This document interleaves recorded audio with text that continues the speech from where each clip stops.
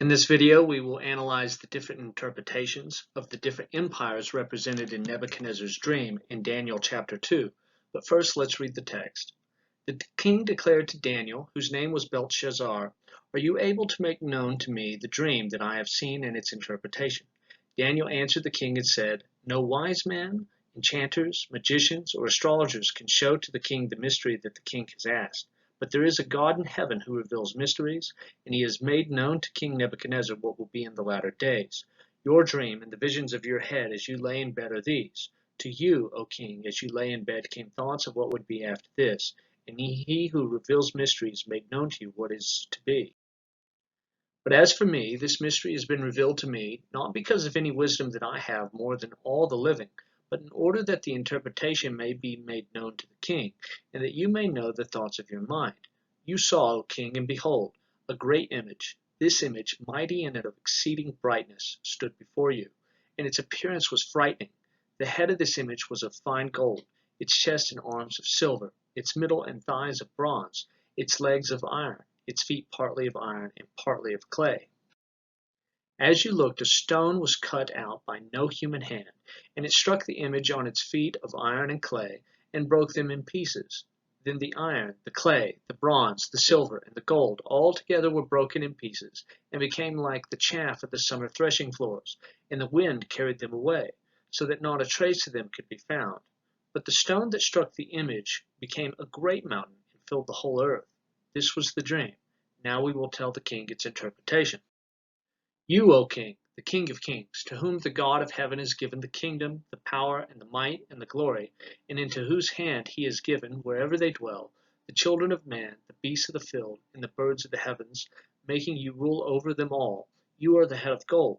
Another kingdom inferior to you shall arise after you, and yet a third kingdom of bronze, which shall rule over all the earth.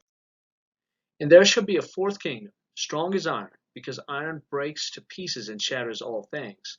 And like iron that crushes, it shall break and crush all these. And as you saw the feet and the toes, partly of potter's clay and partly of iron, it shall be a divided kingdom. But some of the firmness of iron shall be in it, just as you saw iron mixed with the soft clay. And as the toes of the feet were partly iron and partly clay, so the kingdom shall be partly strong and partly brittle. As you saw the iron mixed with the soft clay, so they will mix by the seed of men. But they will not hold together, just as iron does not mix with clay. And in the days of those kings, the God of heaven will set up a kingdom that shall never be destroyed, nor shall the kingdom be left to another people. It shall break in pieces all these kingdoms, and bring them to an end, and it shall stand forever. Just as you saw that a stone was cut from a mountain by no human hand, and that it broke in pieces the iron, the bronze, the clay, the silver, and the gold, a great God has made known to the king what shall be after this. The dream is certain, and its interpretation sure. Now, before we move on to the two primary perspectives that need consideration, one is that the sequence of empires culminates with Rome, and the other is that the sequence of empires culminates with Greece. We want to first see that this type of dream, this type of revelation, this type of prophecy has some similarities to other visions that are recorded in the Middle Eastern world in the Persian period. And I'll just give you a couple examples of these. Zarathustra sees a tree with four branches, one of gold, one of silver, one of steel, and one of mixed iron. Now, that's obviously very similar to what we have here. The four branches are identified as four periods of time constituting the Zoroastrian millennium, each of which is identified with a particular king, sage, or sovereignty. So of all the different stories and the different visions that are recorded in this ancient period, this one here is probably the most similar to Daniel because it has this sequence of four empires, with the fourth one being mixed up, and that this is a scheme for the order and reckoning of history. One of the closest parallels to Nebuchadnezzar's anxiety-producing dream is one attributed to the Median king Astyages, who is said to have dreamed of a vine growing from the womb of his own daughter that shaded all Asia. His magi interpreted it to mean that the child of his daughter, that is, his grandson Cyrus, would eventually be king in his place, an eventuality that he failed to prevent. So you have here two examples, one with Zarathustra. He has a sequence of 4 empires in history represented by different types of metal. And here you have a king who has an anxiety-producing dream that he can't interpret, and the Magi have to interpret it for him, and the dream shows the end of his empire. Now, both of these particular expressions hold commonalities with Daniel chapter 2. And we shouldn't be bothered by this, that God should inspire Daniel 2 in a way that makes sense in the ancient Middle East, because Daniel was written to address an ancient Middle Eastern audience. And so he's going to do so with thought forms and literary forms that they would know and understand. It's not as though Daniel 2 is just a knockoff of pagan ideas. It's an original, theologically unique idea. But it is going to have some similarities with the ancient world because God has to speak to people in a way that they can understand. So here's the most traditional idea. This is the one that you find the most in church history. This is the one that you'll find among popular prophecy teachers the most today. And it is that the head of gold represents Babylonia, the breast and the arms of silver represent the Medo-Persian Empire, the waist and the thighs of bronze represent Greece, and then the legs of iron represent Rome. We're going to analyze this view first, and then we're going to analyze the other perspective, which suggests that the legs of iron represent Greece. I just want to point out the reception history of this idea. We find it in Josephus, the first century Jewish historian. He assumes that this is the correct layout for Nebuchadnezzar's dream. Fourth Ezra, those of you who went through my videos on the book of Revelation, you know that Fourth Ezra is an apocalypse written toward the end of the first century, holds a lot in common with the book of Revelation. It also subscribes to this perspective. The Talmud, which is almost like scripture in Judaism, it also subscribes to this perspective. And then finally, several Christian fathers, including Irenaeus, Hippolytus, Origen, and others, they subscribe to this perspective. Now, there is a minority view among the church fathers that the last section on the statue, the legs of iron, represents Greece. As I said a moment ago, we will come back to this, but surely this perspective, that the legs of iron represent Rome, this is the majority perspective in church history, and so this is the one that we will consider first. Before we proceed any further, I want to warn you against 2 interpretive fallacies that get a lot of people when they read this passage. One is the notion that the kingdoms get weaker as you go down the statue, and 2 is the notion that the feet are a 5th kingdom. Both of these are wrong. But first of all, look at what it says here. Now, this is an image I found on the internet, and I thought it would be a good example as to how you should not read the book of Daniel. It says each section represents a world-ruling superpower. Each succeeding metal is less valuable, but each succeeding metal is stronger, as each empire was more powerful than the last. Now, that is not true. Right? Nebuchadnezzar is the head of gold, and Nebuchadnezzar is explicitly told that the kingdom that comes after you is weaker than you. So we're not going to get stronger kingdoms as we go down the list. We have to pay attention. The second empire is weaker than the first empire. The third empire is going to be really strong, and then the fourth empire is going to start strong, that is the legs of iron, but it's going to end up being weak when it's iron mixed with clay. So you don't want to fall into this fallacy that the empires get stronger as you go. The text explicitly tells you that that is not the case. Now, the other fallacy, and this one is very popular these days, though it was missing for most of Jewish and Christian history, and it's the notion that the legs represent an empire, in this case, the Roman Empire, and that much later on there's a 5th empire, a sort of reborn Roman Empire, sometimes thought of as the Holy Roman Empire, sometimes thought of as the Antichrist Empire at the end of time, or something like that. This is very problematic. Jews and Christians did not understand that the 4th empire would be reborn into a 5th empire, and that would be the feet. They thought that the legs and the feet together represented one empire. And I will show you later on that even as late as the American period, interpreters understood that there were only 4 empires represented in the statue, not 5. The feet are not its own empire. It's not the Roman Empire come back to life in some later period. Now, to demonstrate this point, we want to look at Daniel's language. Daniel himself does not understand the feet to be a 5th kingdom. Now, he begins by talking to Nebuchadnezzar. He says, "You are the king of gold." Now, every kingdom after that is going to be clearly marked. Every stage of the vision where we run into another kingdom, it's going to be very clear. He's told another kingdom, all right, comes after you. Then he's told a third kingdom of bronze. And then further on down the line, he's told, and a fourth kingdom. And you can see every time we get into another kingdom, he lets you know. He'll say it's another kingdom, a third kingdom, a fourth kingdom. He gives you their ordinal numbers to let you know that we've come to another kingdom. Now look here when we get to the feet in verse 41. And as you saw the feet and toes, partly of potter's clay and partly of iron, it shall be a divided kingdom, but some of the firmness of iron shall be in it. In other words, he doesn't say a fifth kingdom. He doesn't give any indication that we have ceased to discuss this fourth kingdom. Rather, the feet are just a continuation of the fourth kingdom. All right, the fourth kingdom starts strong as iron, but it doesn't remain strong. It ends up very divided. It ends up, as is discussed elsewhere in this chapter, a kingdom that is so weak it has to be held together by political marriages that end up not working. And so Daniel himself does not say that the feet are a fifth kingdom, and you would expect him to do so because he numbers the kingdoms that come before it. So that's just something to keep in mind here. Also, you want to keep in mind that in Daniel chapter 7, you have 4 beasts that rise out of the sea. Now, most scholars believe that Daniel 7 is an expansion and an interpretation of Daniel chapter 2. Well, if you have 4 empires represented by 4 beasts in Daniel chapter 7, then you should understand that there are 4 kingdoms represented here in the statue, not 5. Daniel chapter 2 and chapter 7 have to line up with one another, and therefore we have only 4 kingdoms. So let us leave behind this idea that has come very late in Christian history that we have 5 empires in the statue, and let us return to the traditional view that the statue represents 4 different empires and the last one is Rome. What are the challenges to this traditional view? Now, what you're going to find is that many scholars do not like this view simply because they don't believe that the Bible can predict the future.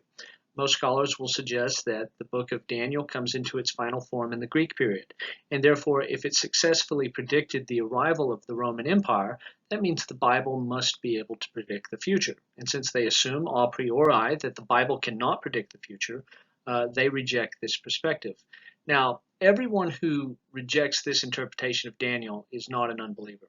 I, for example, do not think this view is very strong, yet I do accept that the Bible can predict the future. But I just want you to know that there are some who are going to reject the Roman view simply because they don't believe the Bible can really predict the future. Now, for those of us who have no issues with the Bible predicting the future, we just don't think the book of Daniel fits the Roman view. The reason for this is what I was harping on a moment ago. Nebuchadnezzar is told the kingdom after him is going to be inferior to the Babylonian kingdom. And then we're told after that that the third kingdom shall rule over the earth. Then we're told the fourth kingdom starts strong as iron, but it ends up partly strong and partly brittle, as in the clay mixed with the iron. As Golden Gay says, the second regime is inferior to the first, the third equal to it in power, the fourth of devastating might but ultimately vulnerable. So there is a good, bad sequence. You get a strong kingdom, a weak kingdom. A strong kingdom, then you get a kingdom that starts strong but ends up weak. And so when we line up our empires, they have to fit these characterizations. So how does the traditional view hold up when we consider this data? Let's just take a look. Babylonia is the first kingdom. This kingdom rules from 605 BC to 539 BC. That's almost 70 years. And you can see here that they go down into Egypt and they go eastward, and Media is their eastern neighbor. And so this is a good stretch here. And we're told by Daniel that the second kingdom is inferior to Babylonia. So what we want to do is we want to look at the second kingdom in the traditional scheme. The traditional scheme is that we go from Babylon to Medo-Persia to Greece to Rome. So we need the second kingdom, Medo-Persia, to be weaker than Babylon in order for the traditional perspective to work. This is the Medo-Persian Empire. And as you can see, the land coverage here is much greater than Babylonia. Not only was the land coverage greater, the time span was greater. Babylonia was 605 to 539 BC, covering almost 70 years, but the Medo-Persian Empire was 539 to 331 BC. That's over 2 centuries. So this kingdom was over twice as long as Babylonia and had a lot more land space, a lot more territory. And so the traditional scheme already falls apart. The second empire is supposed to be weaker than the first empire, and we find that Medo-Persia is much stronger than the first kingdom. It's much stronger than Babylon. And so we find that Medo-Persia does not fit slot number 2. According to the traditional scheme, Greece should be slot number 3, so let's see how they fit.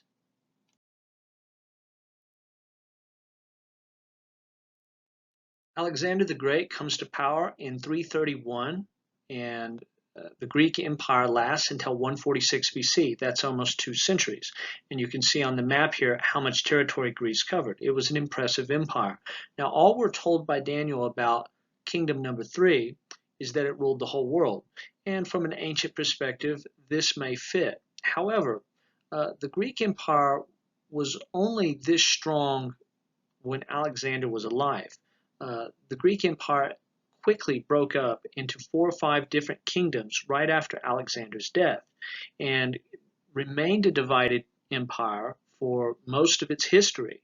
And so the question as to whether or not Greece can fit slot number 3 most likely should be answered in the negative. It's only such a great world empire for a little while, and then it quickly becomes several different competing kingdoms.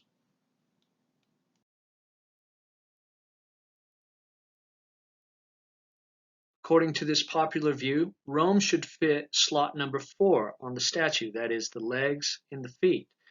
How well does Rome fit into this position? Well, iron is a good description of Rome. Rome was very strong. Rome lasted from 164 BC through 476 AD, over half a millennium, which is way longer than any of these other empires that we have talked about. However, while the Fourth Empire starts strong, it doesn't stay strong.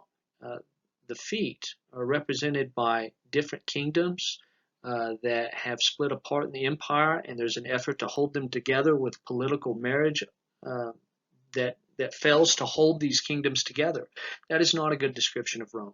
Rome held together much better than others, and if you would expect one kingdom on the list to be emphasized for division, Rome is not the one to go with.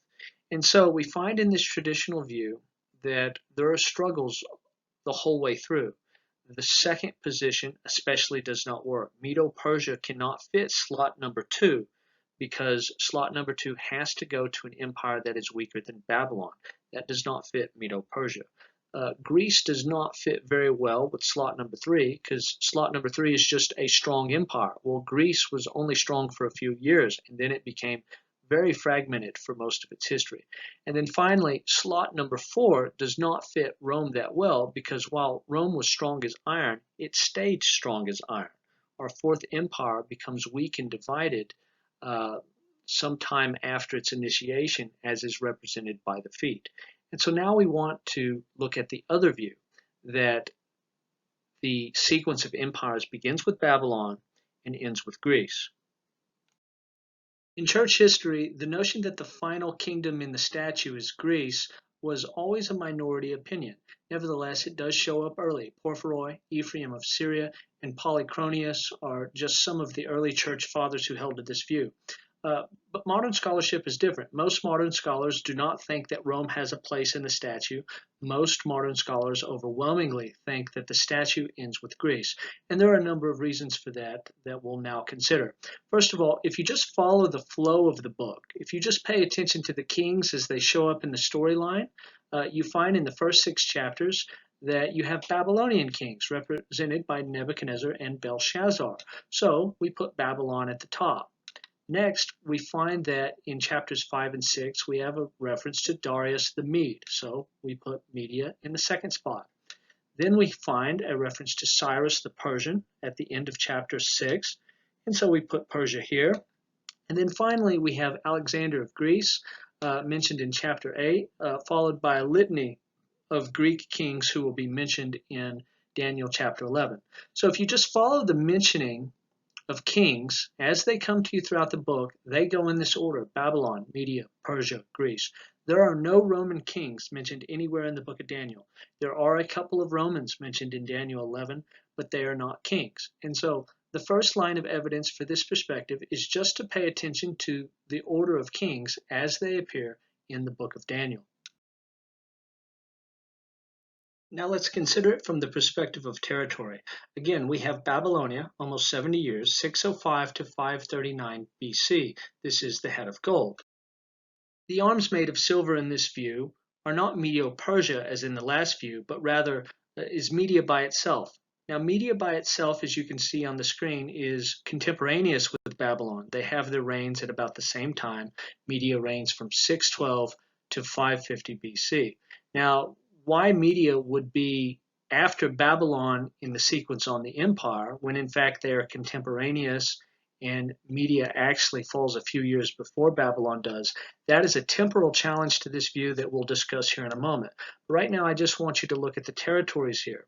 Daniel says that the second kingdom is inferior to the first. As you look at Media here, you might say, how is this inferior to Babylon if they have about the same number of years in terms of a strong independent empire, if they have about the same space on the map that they occupy, how is Media inferior to Babylonia? Well, you have to keep in mind that archaeologists have discovered that when Media was supposedly at the height of its power, a lot of its cities show evidence of poverty. So Media is probably more or less a loose association of chiefdoms, not a very wealthy empire despite the vast amount of territory it has. And so it may very well fit the characterization that the second kingdom in the sequence, Media, would be inferior to the head of gold, Babylon. And then that would mean that the third slot goes to Persia after it had consumed Media and then went on to conquer Babylon and Egypt and all these other places. All we're told about the third slot on the statue, which is the middle section and the thighs, is that it ruled over the whole world. And indeed, from an ancient perspective, that would be Persia. No kingdom had ever been this expansive at this point in history. Persia was from 539 to 331 BC. That's over 2 centuries. Very long empire, a lot of territory, very strong empire, very strong militarily speaking. And so it's a good fit for number 3. Kingdom number 4. This would be the legs and the feet. So the legs are of iron, which describes a strong start for the kingdom. And then the feet are iron and clay, describing a kingdom that gets divided between several sub-kingdoms, and there's an attempt to hold the kingdom together by intermarriages that fail. Greece is a perfect fit for this. It starts very strong like iron, Alexander the Great, in a very short period of time. Took all the territory you see here onto the map and solidified it into a single kingdom. However, right after he died, his kingdom was split up among his generals. Here is a map of the split. Soon after this, the area here for Antigonus ends up getting swallowed up mostly by Seleucus, and it continues this way for the rest of the period. Now, the Greek different families controlling these kingdoms, they did try to hold together by intermarriage, as we'll discuss in a moment, but it failed. But we find then that Greece, much better than Rome, fits the description of the Fourth Empire. So far, this view has a number of strengths and answers a number of questions, but it also raises a number of questions. For example, would the biblical writer distinguish Media and Persia in this vision of the statue? There's a lot of reasons to think that this would be a surprise. Alternating figures of Median and Persian nobles on the reliefs of Persepolis testify to a shared identity.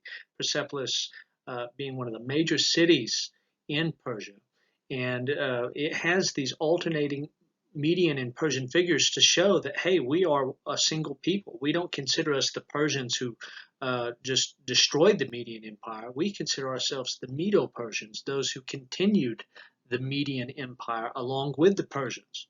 Similarly, The book of Esther makes frequent references to Persia and Media and to the annals of the kings of Media and Persia as though they are a unit, suggesting that in the book of Daniel, we would expect them to be a unit here as well. In Daniel chapter 5, more importantly, since it's in the same book, Babylon's kingdom is divided and given to the Medes and the Persians, as though the Medes and the Persians are a single unit. In chapter 6, on 3 occasions, there is a reference to the law of the Medes and Persians, again, as though they are a single kingdom. So throughout the book of Daniel, you get the Medo-Persian Empire. You get Medes and Persians joined together. That's why so many people try that old perspective where we go Babylon, Medo-Persia, Greece, and then Rome, because the rest of Daniel talks about Medo-Persia as a single empire. However, as we've seen, that doesn't work in the statue. The statue works best when you let Media be in position number 2 and Persia in position number 3. And so what we need to do is explain why Daniel would count in this one chapter and also in chapter 7, why in these 2 spots he would count Media as a separate entity from Persia.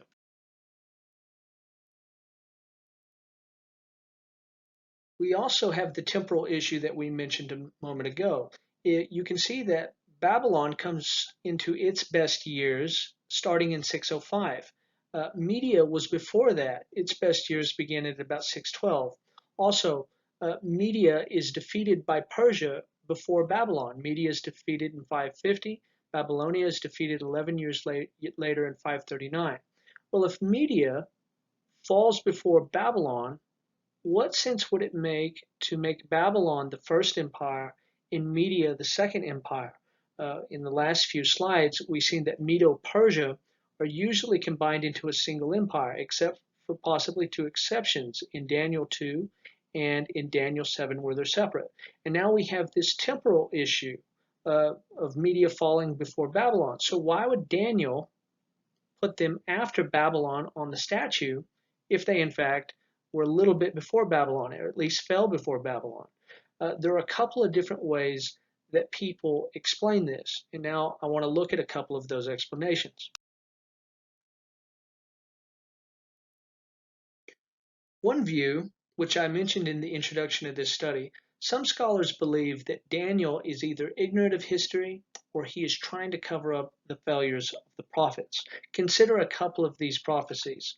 Isaiah prophesies that Media will destroy Babylon. Behold, I am stirring up the Medes against them, who have no regard for silver and do not delight in gold. Their bows will slaughter the young men. They will have no mercy on the fruit of the womb. Their eyes will not pity children. Again, a stern vision is told to me. The traitor betrays and the destroyer destroys. Go up, O Elam, lay siege, O Media. All the sighing she has caused I will bring to an end. Now, both of these passages and in context, Isaiah 13 and Isaiah 21, everybody agrees, no doubt, these are prophecies against Babylon. And according to Isaiah, Media is the one that destroys Babylon.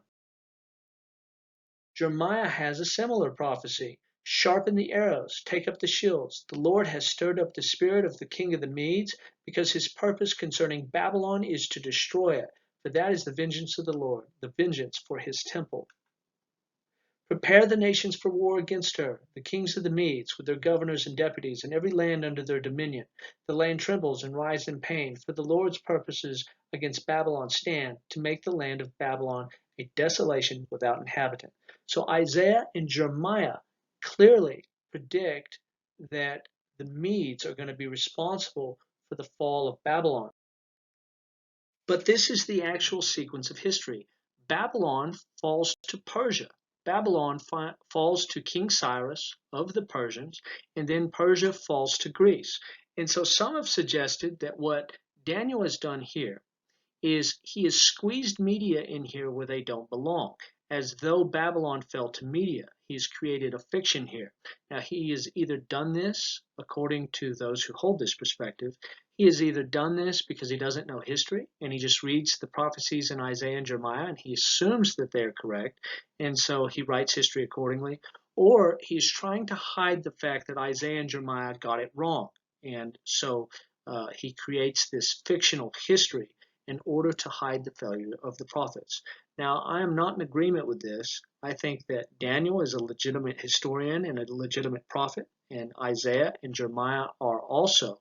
But I want you to see that this is how a lot of folks are going to explain this. They're going to see that the statue works best when you do Babylon, Media, Persia, and then Greece. But since that correspondence doesn't actually work with history, they're going to say Daniel is trying to rewrite history here in a way that is inaccurate.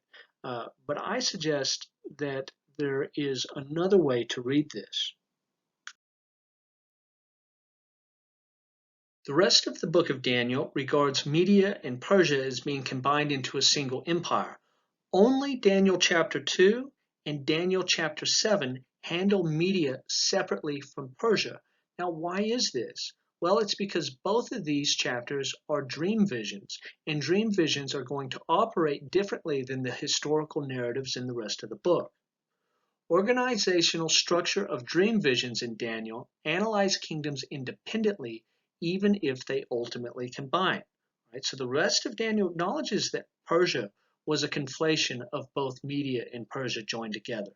But both the divine and the human authors of the book of Daniel know perfectly well that Media was not always linked to Persia, and that for some time it was its own empire. Therefore, in dream visions, it is handled as a separate entity to reflect this historical fact. Its placement after Babylonia makes sense for a number of reasons. First of all, you have to recognize that Media is active very early on. Media helped Babylon and others overthrow the Assyrian Empire. Also, some Israelites lived in Median cities after the northern 10 tribes have been taken into exile, according to 2 Kings 17:16. There were already some Israelites living in Median cities during the time of Babylon. So Media comes to the height of its power and has a strong active presence on the world stage, one that affected the people of the Bible during the reign of Media. Also, Media is very important during the Persian Empire.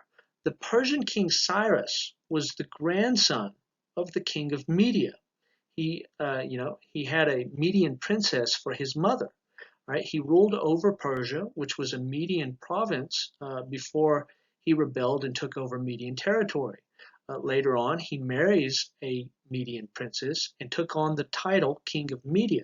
And so the Persian Empire was regarded in many senses as a continuation of, not a replacement of, the kingdom of Media. And so if Media is very active and very important during the Babylonian period, and if Media is going to later be incorporated into the Persian Empire, and the Persian king is himself half Media, well, where are we going to stick Media in the statue here? If Media is important in both Babylon and it's important in Persia, and in fact, if Persia is Median also, and if its king is half Median, well, it makes the most sense to stick Media in position number 2. Daniel has not done this because he's trying to hide history or because he doesn't understand history. Rather, he's done this because he understands history. Isaiah and Jeremiah did not get it wrong when they said that Babylon would fall to Media. The king of Persia who came and destroyed Babylon, he was half Median. Median princess for a mother, Median princess for a wife. He had the title King of Media. He came from a Median province, etc. And so it didn't look the way people thought. People likely read that prophecy and thought that Media would come by itself and destroy Babylon. They probably didn't know that Media would be reincorporated into the Persian Empire. But nevertheless, it's true that Median kings did come and destroy Babylon the way that Isaiah and Jeremiah said. So there's no cover-up job here. And considering the fact that Media was at the height of its power in the Babylonian period, and since it was so prominent and influential once it was reincorporated into the Persian Empire, it makes sense to put them in position number 2. Yes, the rest of the book of Daniel, which follows the life of the character Daniel, he lives under the period where Media and Persia have already been combined into a single empire. And so, of course, He's going to talk about the law of the Medes and the Persians. He's going to talk about a Medo-Persian empire.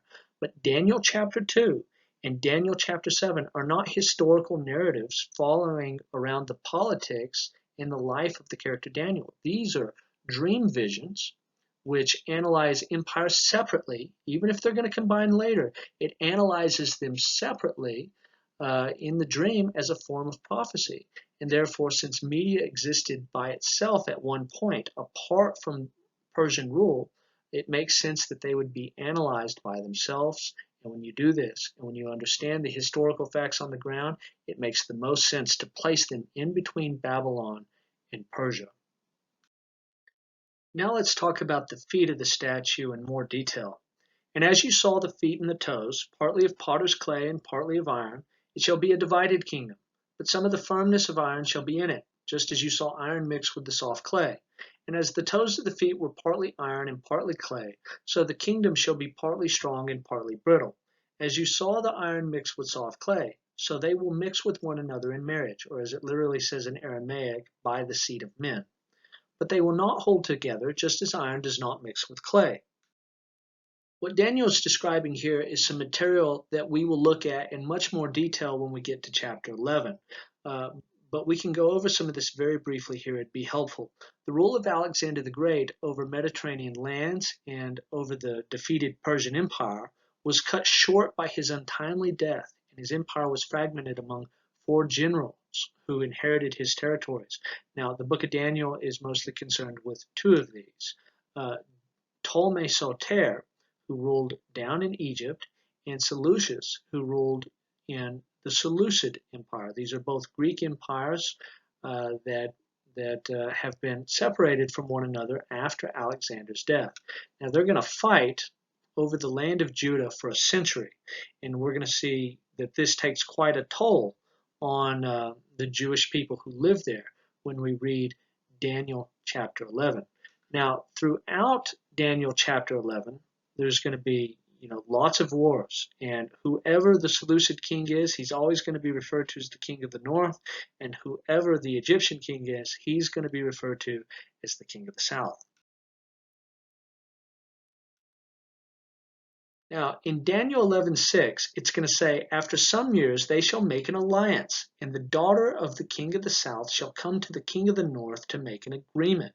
But she shall not retain the strength of her arm, and he in his arm shall not endure. But she shall be given up, and her attendants, he who fathered her, and he who supported her in those times.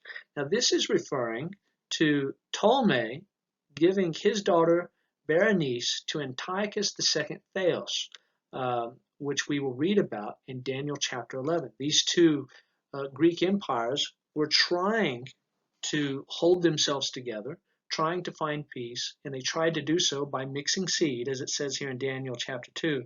But ultimately they were unsuccessful, and Berenice lost her life. Again, later on in Daniel chapter 11, he shall set his face to come with the strength of his whole kingdom, and he shall bring terms of an agreement and perform them. He shall give him the daughter of women to destroy the kingdom, but it shall not stand or be to his advantage. This refers to Antiochus III giving his daughter Cleopatra. This is not the famous Cleopatra from the Roman period. This is a different Cleopatra. To Ptolemy V Epiphanes. And he sends her down there, apparently with malicious designs, but Cleopatra clings to her husband more than her father and encourages her husband to form an alliance with the Romans against her father in Seleucia. So what's the point? Well, the point is Greece best fits the last kingdom on the empire. Greece makes the most sense in reference to the legs and the feet. And these, it says that the feet, the toes, it's comprised of strong kings and weak kings, and they're trying to hold together by performing intermarriages, and the intermarriages fail to hold these kingdoms together. Well, lo and behold, you get to Daniel chapter 11, and that is exactly how the Greek kingdoms are going to be described. And there's going to be 2 intermarriages specifically described there that were designed to make peace between these aspects of the Greek kingdom, and both of them will fail. It's exactly what Daniel 2 is talking about. And so we will look at this in more detail when we get to Daniel chapter 11, but just so you know, you don't have to guess at who the weak kingdoms and the strong kingdoms are that are trying to be held together by intermarriage in Daniel chapter 2, because when you get to Daniel chapter 11, it's going to let you know exactly who we're talking about. Now we're going to move on to the rock that destroys the statue, and it begins by falling and striking the feet. Now this is where it gets interesting for us as Christians. Ultimately, Christians have, however else you read the statue, we understand the rock to be a reference to Christ, and when it grows and covers the whole world, it's a reference to the Messianic kingdom. Christ likely reads the prophecy the same way. That's why in Luke he says, whoever falls on that stone will be broken, but on whomever it falls, it will grind him to powder. So how do we interpret the stone? Some Christians interpret it as a reference to the first coming of Christ and the establishment of the church in the first century. Augustine argued that the stone was Christ and its growth into a mountain was the gradual progression of the church in history. In terms of this gradual progression, think of Matthew 13:33, where Christ described the kingdom of God as being leaven that was hidden in a large supply of dough and just kind of gradually spread throughout the dough. That's similar to the imagery of the Messianic kingdom here being a rock that grows and spreads until it overtakes the whole world. Cyprian, Venerable Bede, Luther, and Calvin all held to this view, that it was the first coming of Christ being described here. However, there's disagreement. Irenaeus said the second coming is in view, not the first, when he said Jesus will destroy temporal kingdoms and introduce an eternal one, which is the resurrection of the just. Hippolytus, Aphrodites, and Theodoret all held to this view. So you have disagreement in Christian history. Some major interpreters thought the stone crushing the feet represented Christ in his first coming. Others think that it represents Christ in his second coming. I personally think it could be a combination of the two, but let's just unpack this a little bit. If the first coming of Christ and the establishment of his church are in view when the stone comes and smashes the statue, this may hold a number of implications for how we interpret the chapter. First of all, it seems most intuitive to suggest that the fourth kingdom will have to be Rome, not Greece, since Christ came in the time of the Roman Empire. However, as we have seen, the sequence from Babylon to Rome doesn't really align well with what Daniel says about each section of the statue. Also, in relationship to the feet, we've seen that the fourth empire is a split empire where different kings are trying but failing to maintain their alliances with other kings through marital alliances. Now, there were marital alliances in Rome, but not in a way that aligns so well with Daniel, either chapter 2 or chapter 11, not near as well as the Greek view. If the statue culminates with Greece, well, then maybe we can put Rome in there with Greece. After all, they are both Western empires, and Rome saw itself as a perpetuator and as one that spreads Greek Hellenistic influence and thought throughout the world. So some would like to simply say that the fourth section, the final section of the statue, is both Greece and Rome at the same time. Again, this is still going to be difficult because then so many of the descriptions of the fourth section apply to Greece but do not fit Rome. If we say the second coming of Christ is in view when the stone smashes the statue, then the fourth kingdom will have to be understood as including all the kingdoms from Rome until the end of the age, right? Because if it's the second coming, and if we have four kingdoms here, then this has got to be representative of all political empires from either Greece on or from Rome on. This was a common perspective throughout history. It was thought that after Rome, the status of the Fourth Kingdom was simply moving from country to country, that after Rome it was Byzantium, and then it moved to France, and then it moved to Britain. All of these have been considered to be continuations of the fourth state, and the idea was that it's just going to continue to move around, and whatever the prominent kingdom is, this is representative of kingdom number 4 up until the time that Jesus comes, and he is the stone. He is kingdom number 5. And this is a strange interpretation to us today, but what you have to realize, this is a historical Christian position. Many very smart Christians in history have held to this. Or the four stages are meant to summarize the political history. It is not meant to be allegorically interpreted. Remember that four is a common number for universality. It's a number that oftentimes represents all creation in the Bible. As Calvin says, Daniel is not relating what was going to be completed in one moment. He just wants to teach that the kingdoms of the world are transient and that there is only one eternal kingdom. So you may look at the head down to the feet and find likenesses with Babylonia, Media, Persia, Greece, Rome, however you want to configure it. But the point is not that after you go through four specific empires, the Messiah shows up and sets up his kingdom. The point is that the Messiah comes and destroys the entire political order of history. And these four kingdoms are representative of that political order. The point is not that they're the only four and then they're gone and the Messiah comes. He's going to destroy the entire political order, and the entire political order consists of kingdoms like these. But it's not simply that there will be these and then there won't be any after that. And that's a very interesting perspective, and it's worthy of consideration.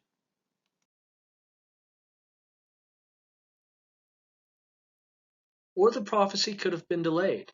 This is that classic idea of partial fulfillment of prophecy, that sometimes a prophecy is partially fulfilled in some of its details, but its fullest and most climactic fulfillment is delayed until some time in the future.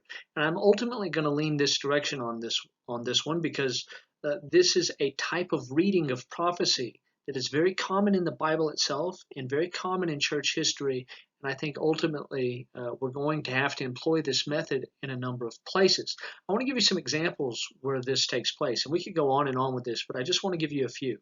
In Daniel chapter 9, Jeremiah's unfulfilled prophecy announcing the kingdom of God after 70 years of exile is extended to 490 years. So the prophets predicted that at the end of the exile, the kingdom of God would come. And Jeremiah said that this would be 70 years. Well, Daniel is reading the book of Jeremiah. He says that the 70 years are up, so is the kingdom of God coming? And the angel Gabriel comes and says, no, it's not. You are going to go home. There's a sort of end of the exile, but the ultimate end of the exile, the one that the prophets talked about where the kingdom of God arrives, that's been extended. It's no longer 70 years. It's 70 times 7, or 490 years. And so Jeremiah's prophecy gets delayed. Daniel tells us that Jeremiah's prophecy gets delayed. The book of Revelation consists of showing the eventual fulfillment of unfulfilled prophecies at the end of history. And there are so many examples of this in relationship to the book of Revelation. I'll just give you a few. Isaiah 13 prophesies the fall of Babylon. Obviously, that was fulfilled in history. However, it goes on to talk about stars falling and constellations and the sun not giving its light and men becoming more rare than fine gold in the earth, etc. That did not take place, but Revelation will apply that to the time before the second coming. Also, Isaiah 34 is another example.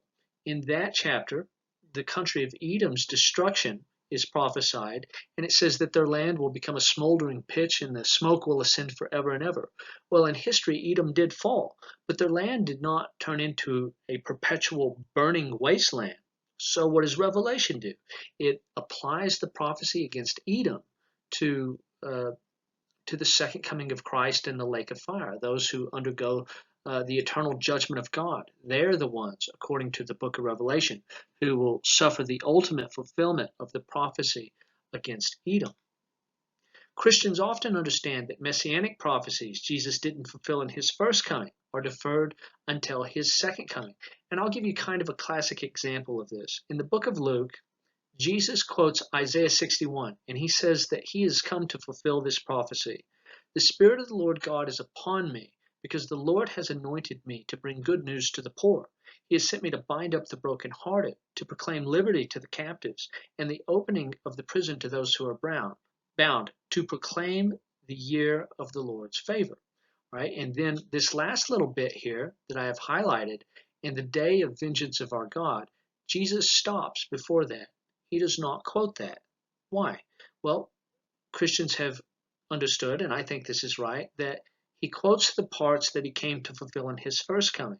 In the very next clause, in the day of the vengeance of our God, he leaves that off. Why? Because even though it's the very next clause in Isaiah's prophecy, Jesus understands that is being delayed until the second coming. So you have, Daniel reading Jeremiah this way. You have Jesus reading Isaiah this way.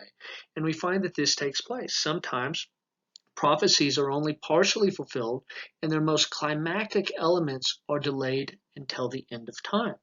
And this seems to be what has taken place here in Daniel. Daniel is talking about at the time of the destruction of the divided kings of Greece that the Messiah comes and sets up his kingdom. Well, a lot of these things happen. You do go through the divided kings of Greece, but the Messiah does not come at that time.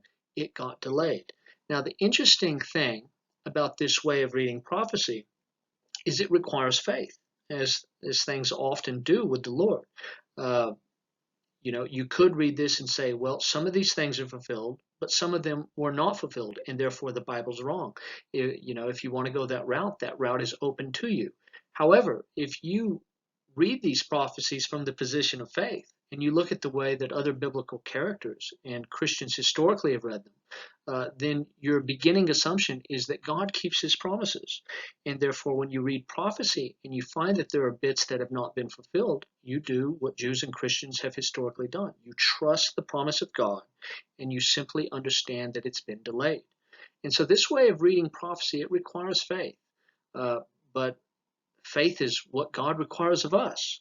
And so ultimately, I think at a number of places in the Bible, this is simply the method that we're going to have to employ. Even though many will not be comfortable with it, it appears that biblical writers themselves and Jesus also employ this method when they read Bible prophecy. This is a good time to return to that idea that I defamed a little bit earlier, that 5 empires instead of 4 are represented by the statue. And I want to very quickly remind ourselves of why this is a bad idea. First of all, 4 kingdom schemes were prevalent in the ancient world. We find 2 of these in ancient Zoroastrian texts. We find the Greek poet Hesiod from about 700 BC also divides history into 4 kingdoms. And so this is just a common way of doing things at the time. A 4-kingdom scheme was seen in Daniel for most of Jewish and Christian history, and modern scholarship also sees it as 4 instead of 5 empires. Understanding the feet to be a kingdom distinguished from legs became popular in recent history because the second coming did not happen in the days of Rome. In other words, there's a certain interpretation of the statue which failed, which led to this new idea. The interpretation was that the second coming must happen during the days of the Roman Empire. And since that did not take place, people understood that the Roman Empire, that 4th kingdom again, had a different presentation. Sometimes it was France, sometimes it was England, etc.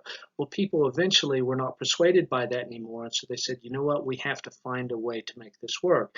And so they divided the feet off to be a 5th kingdom. Sometimes this is understood as the Holy Roman Empire, that the Roman Empire was reborn in the Holy Roman Empire in 800 AD under Charlemagne, and that this has continued into the present in various forms, usually understood to be the European Union. Now, to give you a sense of how late this idea is, that the statue should be divided into 5 kingdoms, I'll show you that even in the early American period, American Christians were still reading the passage as describing 4 kingdoms, not 5. Here's a poem from the early American period which understands America as being the stone that comes down and shatters the empires that come before. In verses on the prospect of planting arts and learning in America, he says, "Westward the course of empires takes its way, the first 4 acts already past, a 5th shall close the drama with the day, time's noblest offspring is the last." So what he does here is he understands that there are 4 sequences of kingdoms represented in the statue, and the 5th one is the stone that comes down and crushes those kingdoms. Well, in his view, America is that stone that comes down and crushes the rest of the statue. Now, I included this, one, because it's laughable. to think that the United States is the kingdom of God, yet there are people who have thought this way, unfortunately, and not to anybody's surprise, they've all been Americans. But also just, again, to show you how late this idea of a five-kingdom scheme is in relationship to the statute. Even in the American period, people were still not reading it this way. But usually you can find it like this. I found this meme or graphic or whatever you want to call it online. And Babylon, Medo-Persia, Greece, Rome, that's usually how people understand the first four kingdoms. And then the fifth one is thought to be a mixture of church and state. In other words, this is an anti-Catholic interpretation. Now, I personally am not Catholic. However, I can tell you that there's no reason in this passage to think that this is a prophecy against the Catholic Church. Now, what these people do is they see the iron as representing the state, usually the European Union or the United Nations or something, and they see the clay as representing the church under the Pope. The problem with this is there's no evidence in Daniel 2 that one of these is a religious institution. We're told that the clay and the iron do not hold together, that different kings are trying to hold together in union, and so they're doing political marriages, and it's not helping them to hold the empire together. Now, how on earth that could describe bishops in the church trying to mix with the European Union or the United Nations or whatever is beyond me. And the fact of the matter is, anti-Catholic interpreters are simply bringing this to the text. There's no way to get this out of the text. This is more a reflection of a popular trend of anti-Catholicism that exists in the interpretation of prophecy. It's definitely not indicative of anything that is actually present in the writings of Daniel. Now for the final section. Then King Nebuchadnezzar fell upon his face and paid homage to Daniel, and commanded that an offering and incense be offered up to him. The king answered and said to Daniel, Truly, your God is God of gods and Lord of kings, and a revealer of mysteries, for you have been able to reveal this mystery. Then the king gave Daniel high honors and many great gifts, and he made him ruler over the whole province of Babylon, and chief prefect over all the wise men of Babylon. Daniel made a request to the king, and he appointed Shadrach, Meshach, and Abednego over the affairs of the province of Babylon. But Daniel remained at the king's court. Then King Nebuchadnezzar fell upon his face and paid homage to Daniel, and commanded that a grain offering and incense be offered up to him. First of all, we have to ask the question, why would Nebuchadnezzar be so happy about this dream, considering the dream entailed the end of the Babylonian Empire? Well, Nebuchadnezzar is likely so relieved because he was worried that he was the whole statue. If he's the whole statue, then the stone cut without hands smashes him. So when he is told that he is simply the head of gold, this is good for him because he doesn't see the destruction that comes with the stone. The offering referred to would have reminded the Jewish audience of the grain offering their priests offered to God in the temple, which included olive oil and frankincense. And so, as you can imagine, many interpreters have been scandalized to see that such an offering was paid to Daniel as though he were a deity. Some Jewish interpreters hold that Nebuchadnezzar indeed deified Daniel. One explanation holds that God ensured that Daniel was not thrown into the fiery furnace, because as was known from the words of Daniel, in generations past, the Israelites were commanded to burn all idols. Thus, as one of Nebuchadnezzar's gods, he would have been burned. Jewish interpretation, and this comes from Sharon Pace's commentary, the Smith and Helwey's commentary. Jewish interpretation can oftentimes be very creative, and Daniel was not always a superhero in Jewish imagination. As he is here, he accepts this offering. He is now a false god of Nebuchadnezzar, and this is why God takes care not to allow him to be with Shadrach, Meshach, and Abednego in the next chapter when they're thrown in the fiery furnace. As a false god, he would have been burned up. It relates that Daniel fled Babylon to avoid God's punishment for not protesting Nebuchadnezzar's act of deification. Thus, he was absent when the friends were cast into the fiery furnace. So here's an alternative explanation from Jewish sources, but still one that doesn't make Daniel look all that good. Another rabbi, 12th century, argues that because Daniel did not protest Nebuchadnezzar's prostration, he was punished by being thrown into the lion's den.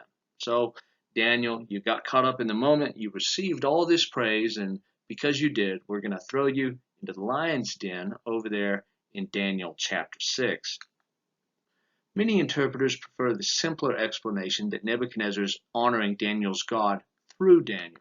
And I think this makes the most sense because look at what he says. The king answered and said to Daniel, "Truly, your God is God of gods and Lord of kings and a revealer of mysteries, for you have been able to reveal this mystery." So I think that Jewish interpreters got off on a tangent here. I don't think it's all as bad as what they thought. I think it's actually pretty simple. He's honoring Daniel's God through Daniel. He's not praising Daniel as though he were a god. A good chapter to read alongside this one would be Genesis 41, because what the writer has done is he has specifically stylized the story of Daniel so that it will sound like the story of Joseph. Pharaoh has an anxiety-producing dream of the 7 lean and 7 fat cows. Nebuchadnezzar has an anxiety-producing dream of the statue that gets destroyed. The rare verb pa'am is used to describe the troubled souls of both Pharaoh and Nebuchadnezzar in these two stories. Same rare word is used for magicians who fail to interpret the dream in both stories. The cupbearer links Pharaoh to Joseph. Arioch links Daniel to Nebuchadnezzar, as the interpreter and the king come into contact with one another. It's always through an intermediate party.